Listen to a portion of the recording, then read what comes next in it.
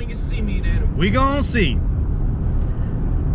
Welcome to Raw Vlog number 30. Raw Vlogs are recorded live in front of a steering wheel on my way to getting my Friday morning coffee delivered straight from the camera to you, unedited and raw.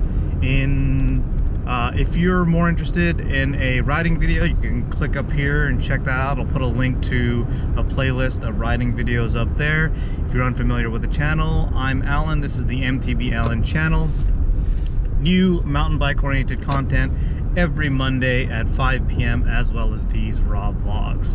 In today's raw vlog, after our normal segments, we are going to be talking about age, being too old to ride, or that general sort of concept. This comes from a question from Andy Ginther. Channel news. I don't really have a whole bunch of channel news other than that I'm currently working on my last video for 2019. I'm going through a bunch of my footage and trying to find footage that I haven't really used yet. I've got a bunch of good footage that never made it into edits. So I'm gonna see if I can pull a couple of things out or do some extended cuts. But we'll also do a little bit of retrospective on 2019 because it's been a really good year despite this wrist injury. Yeah, so point of curiosity, what's been kind of spinning around in my head is this concept of overbiking, where it seems like we mountain bikers have become a little bit more willing to have a heavier bike in exchange for more travel on our bikes, a more downhill capable bike, even if it means suffering a little bit more on the uphills.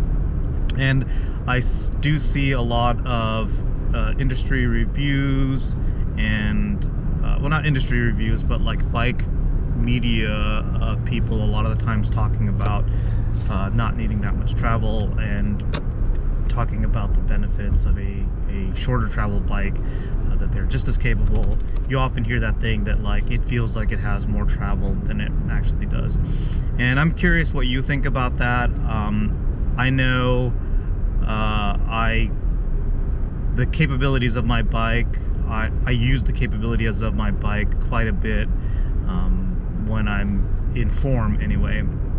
But if you think about that, if you feel like you see other people who maybe have bikes that have too much travel, what do you think about that concept of overbiking? My point of gratitude today is really, I'm grateful for how much fitness I had going into this injury. Happened back in August, if you don't already know, but I've been training consistently since probably 2012, maybe, somewhere in there. And at that time I was really out of shape and got into CrossFit, and it like made me pretty fit, coming into this crash. And I feel like that fitness and that level of training and being used to training really kind of helped me through this process of recovery and a sustained discomfort. So I'm really grateful for that. So let's jump into our subject matter for today. Today we are talking about the concepts, or today we're talking about the effects of being a slightly older mountain biker. I don't like to talk about my age because I don't know why, it's just a weird thing. I have a weird thing about it. But I'm in my mid-40s, if you didn't already know, and I know that a lot of us in this age range may be looking at the risks we're taking in mountain biking a little bit differently than somebody who's maybe 10 years younger. And this is particularly poignant to those of us who started mountain biking, maybe in our 40s or late 30s. So it's poignant to me, I should say, because I don't really know what it's like to be in my mid-40s mountain biking with 10 to 15 to 20 years of experience on bikes on dirt. So talking to that, you know,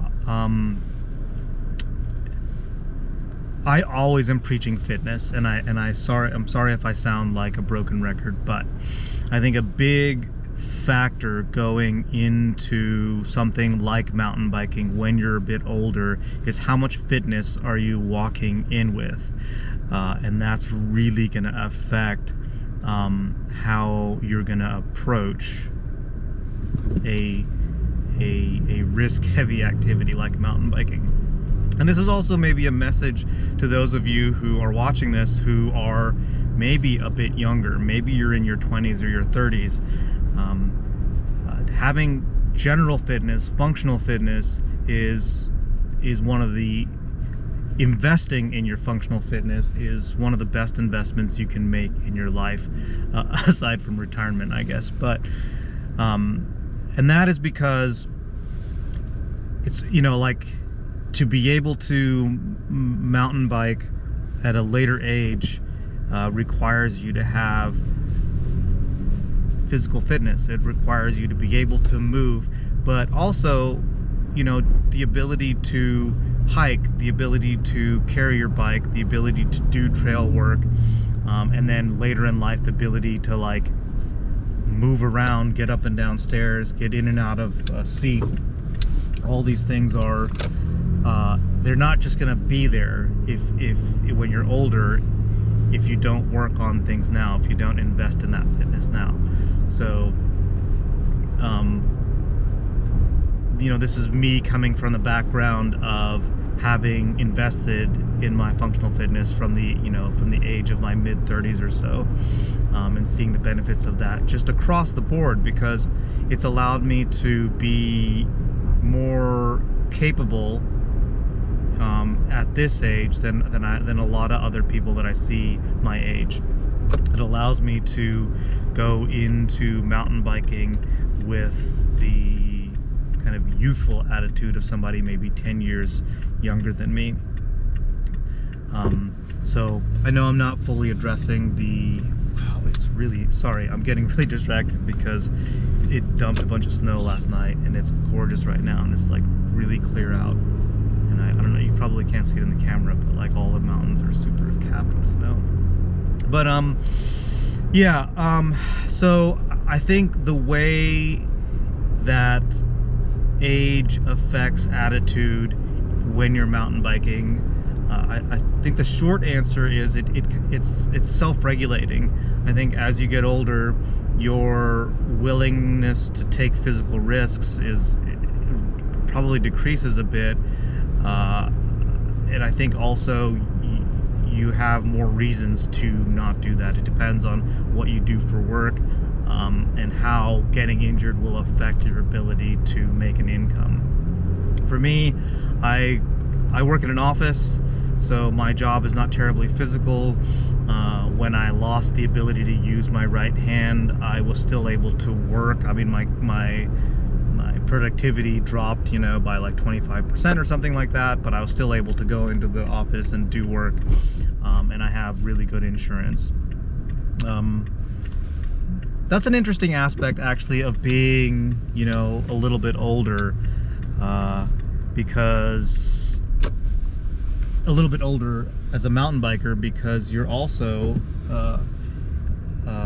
likely to have a pretty decent income by that age, or at least, you know, for a lot of us, we, you know, are in a career, you know, by that time. I started my career pretty late. A lot of you are probably in your careers by the time you were in your 30s. But anyway, point being, in your 40s, you're probably making a decent amount of money and able to purchase nicer bikes, unless you're tied up with like raising your kids and stuff. I don't know. I'm not even going to talk about the money, because I'm also kind of in a weird situation there, because our daughter is already in college, and while that's costing a lot of money, it's not the same as, you know, having a kid in the house and the kind of time and energy that takes up. But yeah, I guess what I'm realizing by talking about this is I'm probably not a very good example of somebody in their 40s going into mountain biking, because I think I kind of operate more like I'm 10 years younger than I am, and approach things like that. And also, I think I've, have been physically training, for a while before coming into mountain biking. So it was easy for me to approach the physicality of mountain biking with a decent amount of capability. So I think, but let me really kind of talk to you if you're maybe more of an average person in your 40s, you still can work on your fitness. And I know, Andy, you kind of wanted to hear more about, or it seemed your questions seemed to say that you wanted to hear more about how aging affects your attitude. But I'm going to come at this like, how can you maintain a more youthful attitude while mountain biking? And I think it's really worth it. I'm going to say it. It's worth it to invest in your fitness. You can increase your fitness at any age. Well, at most ages. At a certain point, maybe I would say in your 60s or 70s, you're mostly going to be maintaining your fitness unless you can go really hard. And I'm gonna have you talk to your doctor about that if you're in that age group. But as a CrossFit trainer, I have seen people coming, retiring from their jobs. They're in retirement age and they're able to actually increase their fitness and just have a generally better life. And how that applies to mountain biking is whatever age you're at, invest in your fitness, because it's going to give you more ability to do these things. It's going to help just obviously on being on the bike, on having more core stability while you're moving on the bike, allow you to stay on the bike longer, get more laps in.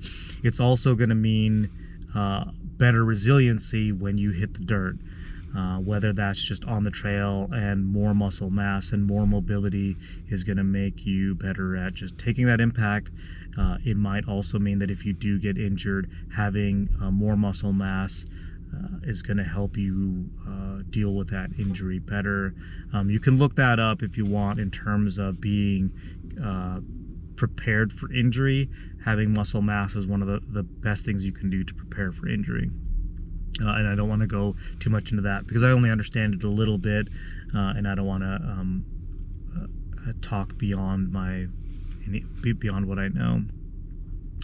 So if that's you, if you're a little bit older and you're like starting to rethink your risks with mountain biking, obviously I'm not going to tell you to do anything different than what you feel is right. But if you're willing to spend some time increasing your level of fitness, then I think that's really going to help a lot of that. And let me define fitness real quick.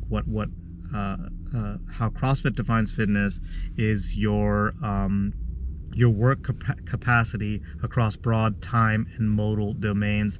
Let me break that down. We're going to go a little bit long. I don't care.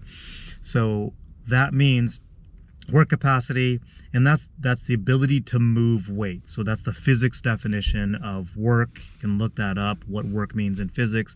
So moving weight across broad time and modal domains. Time domain being broad time domains being short or really long, so being able to move weight very quickly or for a long period of time, like on a long climb, or very quickly, like punching over a rock or something like that. Broad modal domains means all kinds of different movements. That might mean running for a really long period. That might mean doing pull-ups, or basically lifting your body weight over stuff. That might be lifting heavy weights slowly. That might mean throwing heavy weights, all those kind of things. So basically having a broad spectrum of capabilities to do work. And that's the CrossFit definition of fitness. It's actually the only real measurable, observable, repeatable definition of fitness. So that's what I mean by fitness. And if you look at that across your life, including mountain biking, you can see ideally you can see how that can apply. So that's going to make it so that when you do those long downhills, you're able to do them, you can do them for a longer period of time. You can maybe do full pulls on big long DH runs, but you're also going to be safer coming down, because when you're, you know, in that second half of the run, you're stronger, you're not tired, because, you know, that's a lot of the times when those injuries happens, is when you're tired. Or if you're doing a long pedal and you have that modality of being able to just grind out miles up, you know, multiple, you know, thousands of feet, that's going to help you there, as well as doing hike-a-bikes and having different modalities.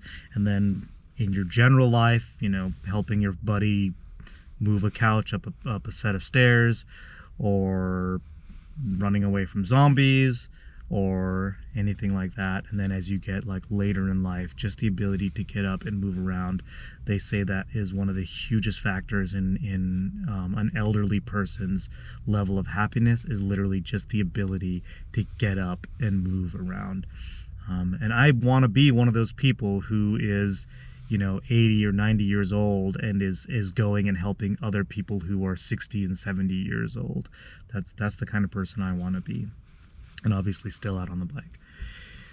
So hopefully this is applied to you. I know we've talked about being old, and that's not always the most popular subject, but hopefully it's helped you out. These are the ways I look at things. So if you dug this video, hit that like button. If you really want to support the channel in a really direct way, check out the applaud button near the thumbs up and thumbs down buttons. And if you're not already part of the crew and want to continue getting mountain bike oriented content from the MTB Allen channel, hit that subscribe button. See you guys. See you on Monday. Happy New Year.